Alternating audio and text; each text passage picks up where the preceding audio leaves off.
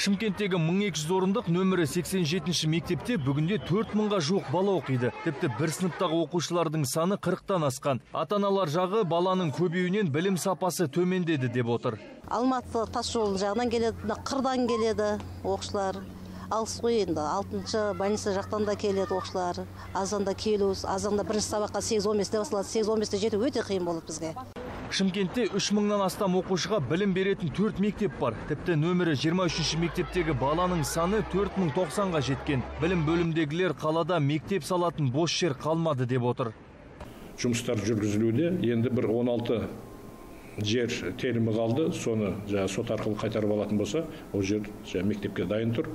2017-18 жылдарға сөйерді мектеп салынады деп жоспарлап отырмыз.